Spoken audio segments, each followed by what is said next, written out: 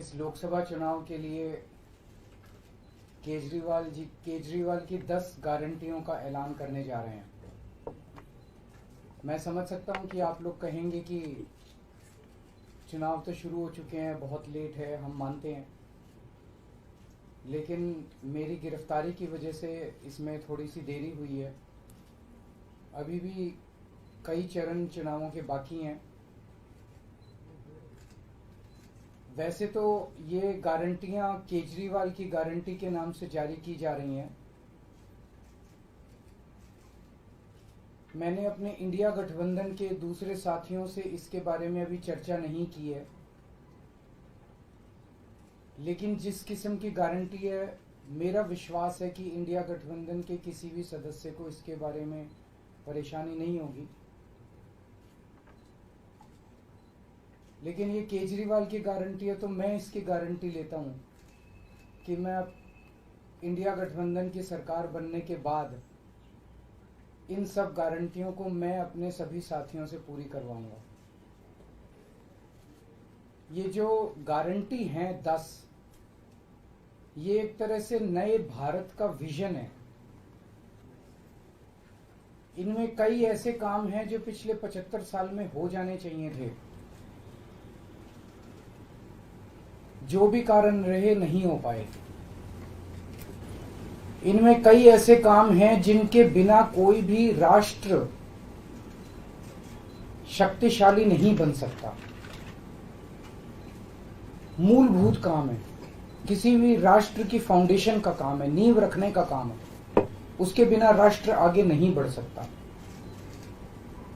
उन कामों को युद्ध स्तर के ऊपर अगले 5 साल के अंदर पूरा किया जाएगा। इसमें वो गारंटियां हैं जो इस देश के लोगों को महंगाई और रोजगार से छुटकारा दिलाएंगी, उन लोगों को रिलीफ दिलवाएंगी। आजकल देश में मोदी की गारंटी की भी चर्चा चल रही है। मोदी जी की पुरानी गारंटियों के बारे में मैं थोड़ा सा नजर डालना चाहूंगा। जनता तय कर लेगी कि मोदी की गारंटी पे विश्वास करना है कि केजरीवाल की गारंटी पे विश्वास करना है। मोदी जी ने गारंटी दी थी 15 लाख रुपए हर एक के अकाउंट में जमा कराएंगे, वो उन्होंने नहीं कराए। मोदी जी ने गारंटी दी थी हर साल 2 करोड़ रोजगार तैयार किए जाएंगे, वो उन्होंने नहीं किए। मोदी जी ने गारंटी दी थी स्वामीनाथन रिपोर्ट लागू करके उसके हिसाब से किसानों को फसलों के दाम दिए जाएंगे, उन्होंने प्रधानमंत्री बनने के बाद इसको खारिज कर दिया कि मैं नहीं करूंगा। मोदी जी ने गारंटी दी थी कि 2022 तक किसानों की इनकम डबल हो जाएगी, वो नहीं की उन्होंने। मोदी जी ने गारंटी दी थी कि 2022 तक इस देश के हर घर के अंदर 24 घंटे बिजली का इंतजाम किया जाएगा। आज भी देश के कोने कोने तो छोड़िए, देश के कई शहरों के अंदर बिजली के लाले पड़े हुए हैं, बिजली के बड़े बड़े लंबे लंबे पावर कट लगते हैं। मोदी जी ने गारंटी दी थी कि 15 अगस्त 2022 तक साबरमती और बॉम्बे के बीच में बुलेट ट्रेन चालू की जाएगी। अभी तक बुलेट ट्रेन का दूर दूर तक कोई नामो निशान नहीं है। मोदी जी ने गारंटी दी थी 100 स्मार्ट सिटीज बनाई जाएंगी। अब तो शायद ये प्रोजेक्ट ही खत्म हो गया, कोई स्मार्ट सिटीज। इस तरह की ढेरों गारंटी दी थी जो कि कोई गारंटी पूरी नहीं हुई। इसके पहले जब जब चुनाव आए, केजरीवाल ने गारंटी दी थी दिल्ली में और पंजाब में बिजली मुफ्त करेंगे, हमने बिजली मुफ्त कर दी। हमने गारंटी दी थी बिजली 24 घंटे करेंगे, हमने बिजली 24 घंटे कर दी। हमने गारंटी दी थी शानदार स्कूल बनाएंगे, हमने बच्चों की शिक्षा के लिए शानदार स्कूल बनाए। हमने गारंटी दी थी मोहल्ला क्लिनिक बनाएंगे, हमने जितनी गारंटी दी थी सारी गारंटी पूरी की। तो एक तरफ है मोदी की गारंटी, एक तरफ है केजरीवाल की गारंटी। मोदी की गारंटी का हम देख चुके हैं कि मोदी की गारंटी यकीन करने का लायक नहीं है। और अब तो अगली साल चूंकि मोदी जी रिटायर होंगे, तो उनकी रिटायरमेंट के बाद मोदी की गारंटी कौन पूरी करेगा, इसका भी कोई वो नहीं है। और केजरीवाल की गारंटी, केजरीवाल यही है, कहीं नहीं जा रहा। तो केजरीवाल की गारंटी पूरी करने की गारंटी केजरीवाल लेता है। 10 गारंटी क्या है मैं एक एक करके बताता हूं। सबसे पहली गारंटी है, देश के अंदर 24 घंटे बिजली का इंतजाम करेंगे। कैसे करेंगे? हमारे देश में 3 लाख मेगावाट बिजली प्रोड्यूस करने की क्षमता है, कैपेसिटी है। देश की पीक डिमांड, गर्मियों के अंदर पीक डिमांड, देश की सबसे ज्यादा डिमांड होती है 2 लाख मेगावाट। तो आज हमारा देश जितनी बिजली पैदा कर रहा है, पैदा कर सकता है, जितनी डिमांड है उससे कहीं ज्यादा बिजली पैदा करने की हमारी क्षमता है। लेकिन मेरे घर के अंदर फिर भी पावर कट लग रहे हैं। क्यों? मैनेजमेंट खराब है। दिल्ली में भी यही हाल था, पंजाब में भी यही हाल था। बिजली तो थी लेकिन मैनेजमेंट खराब था। हमने मैनेजमेंट ठीक करके दिल्ली में भी 24 घंटे बिजली का इंतजाम किया, पंजाब में भी किया, देश में भी करके दिखा सकते हैं क्योंकि हमें एक्सपीरियंस है। देश के गरीब लोगों को बिजली मुफ्त दी जाएगी। दिल्ली में करके दिखाई, पंजाब में करके दिखाई, पूरे देश के अंदर फ्री कर सकते हैं। 1.25 लाख करोड़ रुपए का खर्चा आएगा। एक एक कैलकुलेशन करके लाया हूं मैं हवा में गारंटी नहीं देता। केजरीवाल की गारंटी एक ब्रांड है मार्केट के अंदर। अगर हम कुछ बोलते हैं तो वो पूरी करते हैं।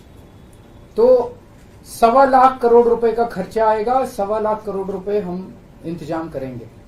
1.25 लाख, उसके अंदर पूरे देश के गरीबों को 200 यूनिट बिजली मुफ्त मिल सकती है। आज भी हमारे देश के गरीब लोगों को ये बिजली की पहली गारंटी थी। दूसरी गारंटी है शिक्षा की। कोई भी देश तब तक तरक्की नहीं कर सकता जब तक उसके हर बच्चे को अच्छी शिक्षा का इंतजाम ना कर दिया जाए। अगर किसी देश के अंदर ढेरों लोग अनपढ़ हैं, अगर किसी देश के अंदर ज्यादा बच्चे, कई बच्चों को बिलो स्टैंडर्ड, सब क्वालिटी, गंदी बेकार शिक्षा मिलती है, वो देश कभी आगे नहीं बढ़ सकता। आज हमारे देश के अंदर सरकारी स्कूलों का बुरा हाल है। 10 लाख सरकारी स्कूलों के अंदर 18 करोड़ बच्चे पढ़ते हैं जिनका कोई भविष्य नहीं है। दिल्ली के अंदर हमने करके दिखाया, पंजाब के अंदर करके दिखाया। देश के सारे सरकारी स्कूलों को शानदार बनाएंगे, अच्छे बनाएंगे, प्राइवेट स्कूलों से भी बेहतर बनाएंगे। और इस देश के अंदर पैदा होने वाले हर बच्चे के लिए, चाहे वो अमीर का बच्चा हो चाहे गरीब का बच्चा हो, अच्छी, शानदार और फ्री शिक्षा का इंतजाम किया जाएगा। अगर आप अमीर हैं, अपने बच्चे को प्राइवेट में भेजना चाहते हैं, भेजिए। लेकिन आप अगर सरकारी स्कूल में अपने बच्चे को भेजते हैं तो प्राइवेट स्कूल से किसी 1% भी कम नहीं होगी उस शिक्षा की क्वालिटी। ऐसी शिक्षा का इंतजाम गांव-गांव के कोने-कोने, देश के कोने-कोने में अच्छी शिक्षा का इंतजाम करेंगे। दिल्ली में किया, पंजाब में किया, हमें करना आता है, हमारी नीयत है। हम ये काम आजादी के वक्त हो जाना चाहिए था लेकिन नहीं हुआ। देर आए दुरुस्त आए, आजादी के 75 साल बाद भी हो गया तो बहुत अच्छी बात है। इस काम को करने के लिए 5 लाख करोड़ रुपए लगेंगे। 2.5 लाख करोड़ रुपए केंद्र सरकार देगी, 2.5 लाख करोड़ रुपए राज्य सरकार देगी। हर साल 5 साल में हर साल 50,000 करोड़ रुपए का खर्चा आएगा केंद्र सरकार को। 50,000 करोड़ तो कुछ भी नहीं। अगर 50,000 करोड़ रुपए सालाना खर्चे में मेरे देश के बच्चा अगर 18 करोड़ बच्चों को अच्छी शिक्षा मिल जाए, इससे अच्छा और क्या हो सकता है। तीसरा, स्वास्थ्य। अगर मेरे देश की जनता स्वस्थ होगी, बीमारी नहीं होगी, तो देश तरक्की करेगा। पढ़ी लिखी जनता होगी, स्वस्थ जनता होगी, तो ये 140 करोड़ लोग ही तो इस देश को आगे ले जाएंगे। कोई एक प्रधानमंत्री थोड़ी देश को आगे ले जाता है, जनता आगे ले जाती है। तो सब लोगों को अच्छे इलाज का इंतजाम करेंगे। आज अगर किसी को के घर में कोई बीमार हो जाए, बड़ी बीमारी हो जाए, सरकारी अस्पतालों का बुरा हाल है पूरे देश के अंदर और प्राइवेट वालों ने लूट मचा रखी है। पूरे देश में कोने कोने में, हर गांव में, हर मोहल्ले में मोहल्ला क्लिनिक खोला जाएगा। शानदार डिस्ट्रिक्ट हॉस्पिटल जितने, उनको मल्टी स्पेशलिटी बना के उनको शानदार प्राइवेट हॉस्पिटल्स की तर्ज पे बनाया जाएगा।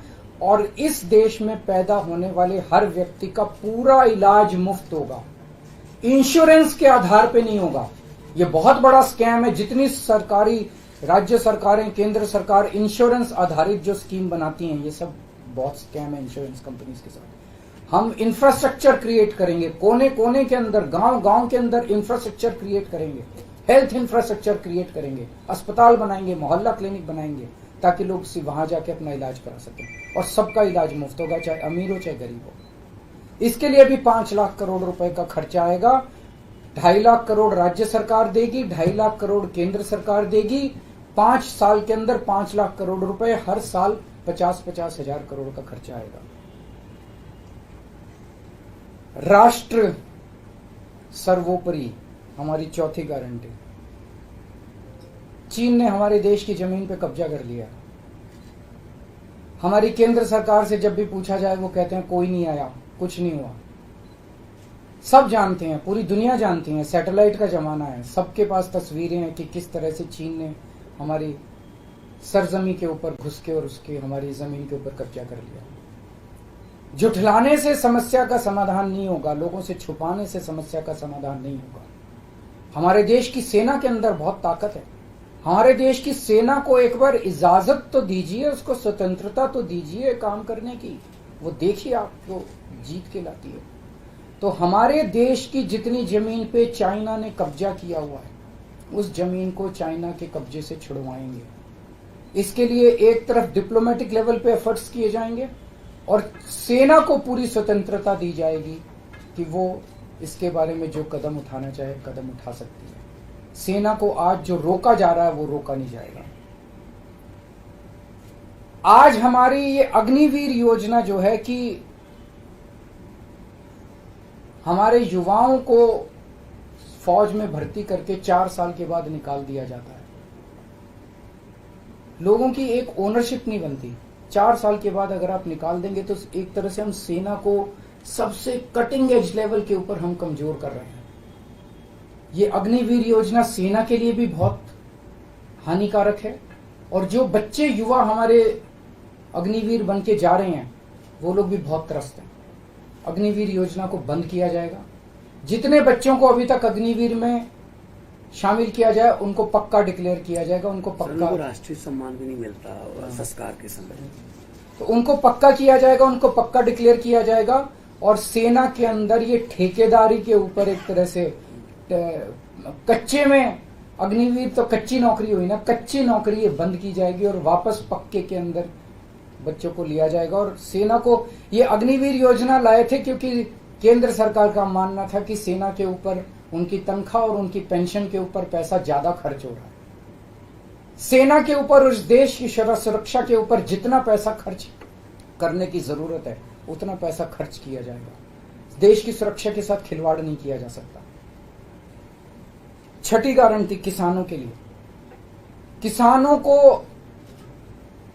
आप इज्जत की जिंदगी दे सकते हैं अगर आप उनको उनकी फसलों के पूरे दाम दे दें। किसान कोई भीख नहीं मांग रहा, किसान अपना हक मांग रहा है। किसान अपनी बारिश में, धूप में मेहनत करके और अपनी फसल उगाता है और उसके बाद जब उसको फसलों के पूरे दाम नहीं मिलते तब वो अपने ऋण नहीं चुका पाता, आत्महत्या करने के लिए मजबूर होता। अगर आप उसकी फसलों के दाम सुनिश्चित कर दें तो किसान को आपसे कोई फेवर नहीं चाहिए। स्वामीनाथन रिपोर्ट के आधार के ऊपर किसानों को उनके फसलों के पूरे, सभी फसलों के पूरे दाम एमएसपी के आधार पर पूरे दाम दिलवाए जाएंगे। 7वीं गारंटी, दिल्ली को पूर्ण राज्य का दर्जा दिलवाया जाएगा, जो दिल्ली वासियों का कई दशकों से दिल्ली के लोगों का हक है। बेरोजगारी, आज पूरे देश का युवा बेरोजगारी से त्रस्त है। इसके लिए हमने बहुत डिटेल्ड प्लानिंग की है। हमारे मंत्रियों ने, हमारी टीम ने बैठ के, सब लोगों ने बैठ के कि 1 साल के अंदर 2 करोड़ रोजगार का इंतजाम किया जाएगा ताकि हमारे युवकों को बेरोजगारी से निकाला जा सके। ये प्रोडक्टिव और इफेक्टिव एम्प्लॉयमेंट होगी। भ्रष्टाचार, बीजेपी की वॉशिंग मशीन को चौराहे के ऊपर खड़ा करके तोड़ा जाएगा। बीजेपी की वॉशिंग मशीन इस देश का भ्रष्टाचार का सबसे बड़ा कारण है। सबसे बड़ा सोर्स जो है वो बीजेपी की वॉशिंग मशीन है। ईमानदार लोगों को जेल भेजने और बेईमानों को संरक्षण देने की आज जो मौजूदा व्यवस्था है, इस व्यवस्था को समाप्त किया जाएगा। दिल्ली और पंजाब में जिस तरह से हमने भ्रष्टाचार पे दोनों लेवल पे, छोटे लेवल का भ्रष्टाचार और बड़े लेवल का भ्रष्टाचार हमने जो वार किया है, उसी लेवल पे इफेक्टिव तरीके से पूरे देश को भ्रष्टाचार से निजात दिलवाई जाएगी। और 10वीं और आखिरी गारंटी व्यापारियों के लिए, अगर किसी देश के अंदर व्यापारी और उद्योगपति खुल के व्यापार नहीं कर सकते, अपने व्यापार को नहीं बढ़ा सकते, तो वो देश कभी तरक्की नहीं कर सकता। उस देश के अंदर कभी जॉब्स पैदा नहीं हो सकते। और ये डेटा बताता है कि पिछले 8-10 साल के अंदर इस देश के 12 लाख हाई नेटवर्थ इंडिविजुअल्स, बड़े बड़े अमीर लोग इस देश के अंदर व्यापार और उद्योग बंद करके विदेशों में चले गए हैं, क्योंकि इस देश के अंदर आतंक मचा रखा है सरकार, केंद्र सरकार ने, उन लोगों को डराने का, धमकाने का। जीएसटी को पीएमएलए से बाहर किया जाएगा, जीएसटी का सरलीकरण किया जाएगा, सारी प्रशासनिक और लीगल व्यवस्थाओं को सरलीकरण किया जाएगा, और एक ऐसी व्यवस्था की जाएगी कि अगर इस देश के अंदर कोई सही तरीके से व्यापार करना चाहे तो वह व्यापार कर भी सकता है, उद्योग खोल भी सकता है, ज्यादा परमिशंस की जरूरत नहीं होगी, और बड़े स्तर के ऊपर हम व्यापार को और उद्योग को, हमारा टारगेट चाइना को पीछे छोड़ना है, जो आज इस दुनिया के अंदर इसमें व्यापार में और उद्योग में और प्रोडक्शन में बहुत आगे है। हमारा कंपटीशन उनके साथ है। तो इसके लिए सभी व्यापारियों को, उद्योगपतियों को आगे बढ़ने का मौका दिया जाएगा। ये हम लोगों की 10 गारंटी है और मजबूत गारंटी है, और मैं समझता हूं कि देश को इन सब उससे तरक्की मिलेगी। अगर आपके कोई प्रश्न है तो। वॉशिंग मशीन वाली बात कही, तो क्या इसका मतलब है कि जो कार्रवाई हो रही है वैसी कार्रवाई आप लोग करेंगे? नहीं, हम कह रहे हैं वॉशिंग मशीन तोड़ेंगे। हम ये कह रहे हैं कि आज ईमानदार लोगों को पकड़ पकड़ के जेल भेजा जा रहा है, बेईमानों को वो अपनी पार्टी में शामिल करके संरक्षण देते हैं और उनको ईडी और सीबीआई के केस, ये व्यवस्था बंद की जाएगी। जो असली बेईमान है, जिन्होंने असली में बेईमानी की है, उन लोगों को पकड़ा जाएगा। इस तरह से पॉलिटिकल तरीके से विक्टिमाइजेशन बंद किया जाएगा। कल प्रधानमंत्री की उम्र को लेकर जो बात की, उसमें गृह मंत्री का बयान है, उन्होंने कहा कि जो भाजपा के कानून में ऐसी बात नहीं लिखी हुई है और देश भर के लोग चाहते हैं उत्तर से दक्षिण तक कि नरेंद्र मोदी। देखिए, कल मैंने बोला था कि मैंने क्या बोला था, 2014 में प्रधानमंत्री जी ने खुद ने कानून बनाया था, अपने नियम बनाए थे बीजेपी के लिए कि 75 साल की उम्र होने पे भारतीय जनता पार्टी के अंदर उनको कोई भारतीय जनता पार्टी अपने किसी भी नेता को किसी तरह की कोई जिम्मेदारी नहीं देगी और उनको रिटायर किया जाएगा। उस नियम के आधार पे आडवाणी जी को रिटायर किया गया, मुरली मनोहर जोशी जी को रिटायर किया गया, सुमित्रा महाजन जी को रिटायर किया गया, यशवंत सिन्हा जी को रिटायर किया गया, रीता बहुगुणा जोशी जी को रिटायर किया गया, संतोष गंगवार जी को, कई लोगों को रिटायर किया गया, यशवंत सिन्हा जी को रिटायर किया गया। तो कल जब मैंने कहा कि उस नियम के हिसाब से 17 सितंबर 2025 यानी कि अगले साल प्रधानमंत्री जी जब 75 साल के हो जाएंगे तो वो भी रिटायर हो जाएंगे। जब मैंने ऐसे कहा तो कल मैंने देखा कि बीजेपी के बहुत सारे नेताओं ने ये कहा कि वो नियम 75 साल वाला मोदी जी के ऊपर लागू नहीं होता। तो मैं समझता हूं कि जब भी ऐसा कुछ होता है, जब किसी पार्टी के सबसे बड़े नेता के ऊपर कोई टिप्पणी की जाती है, तो जाहिर तौर पे उनकी पार्टी के लोग उनको उनके समर्थन में बोलते हैं। लेकिन मैं समझता हूं कि प्रधानमंत्री जी ने कुछ नहीं बोला। अभी उनकी पार्टी के नेता कह रहे हैं कि नहीं, हम उनको रिटायर नहीं होने देंगे, ये उनकी भावना है, उनके पार्टी के नेताओं की भावना है।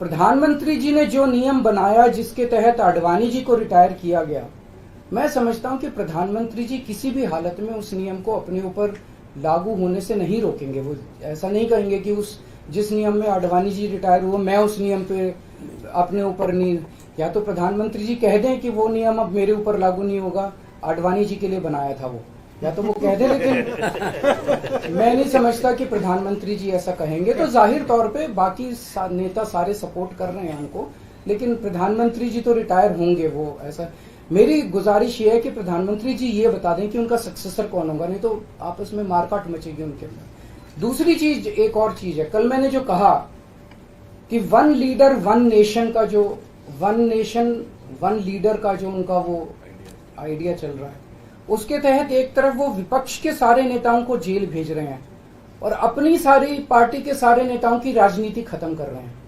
शिवराज सिंह चौहान जी की वसुंधरा राजे की डॉक्टर रमन सिंह को राजनीति से गायब खत्म कर दिया, खट्टर साहब को कर दिया। और अब जब मैंने जनता से पूछा, सारी जनता बोली योगी जी का अगला नंबर है। तो कल इनकी पार्टी के सारे नेताओं ने मोदी जी के लिए तो कहा कि मोदी जी पे 75 साल वाला लागू नहीं होगा, लेकिन एक भी नेता ने ये नहीं कहा कि योगी जी को नहीं हटाया जाएगा। तो एक तो ये पक्की हो गई पिछले 24 घंटे में बात कि अगले 2 महीने के अंदर योगी जी को उत्तर प्रदेश के सीएम से हटाया जा रहा है। इस देश के बच्चे बच्चे की जुबान पे ये था कि योगी जी को अगले 2 महीने में चुनाव जीतते ये लोग हटाएंगे। तो ये बात तो कल पक्की होगी कि योगी जी को हटाया जा रहा है। सर, आपने अक्साई चीफ का नाम लिया पर पीओके का नाम नहीं लिया। पीओके पे क्या रणनीति रहेगी हमारी? बिल्कुल, वो इसका हिस्सा है, भारत का हिस्सा है, उसको भी वापस लेके रहेंगे। आप पीएम की गारंटी के सापेक्ष अपनी गारंटी लाए हैं, आपने अपने कुलीग से भी बात नहीं की। सबसे बात करके लाया हूं मैं। जो इंडिया अलायंस है आपको नहीं, मैं सहमत हूं, मैं उसके लिए माफी मांगता हूं। मैं इंडिया अलायंस के सभी पार्टनर से, क्योंकि समय कम था, चुनाव आधा बीत चुका है, मैं माफी मांगता हूं उनसे। लेकिन मैं समझता हूं कि स्कूल खोलने पे, अस्पताल खोलने पे उनको आपत्ति नहीं होनी चाहिए। और मैं समझता हूं उनसे जब गारंटी है आपकी, तो क्या लगता है कि चुनाव बाद अगर इंडिया गठबंधन आता है तो आपकी पीएम पद के लिए ना, मैं पीएम पद में, लेकिन जो भी सरकार बनेगी उस सरकार से मैं करवा के लाऊंगा, मेरे पे भरोसा करो। Thank you. हाँ, एक गारंटी कर देते हैं।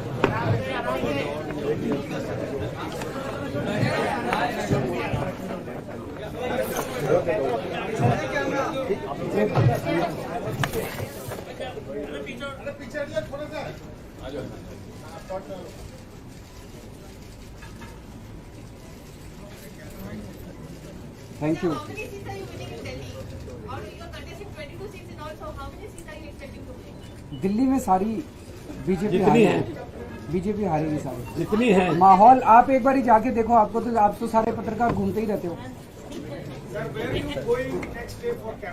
आज शाम को 2 जगह जा रहा हूँ, मोती नगर और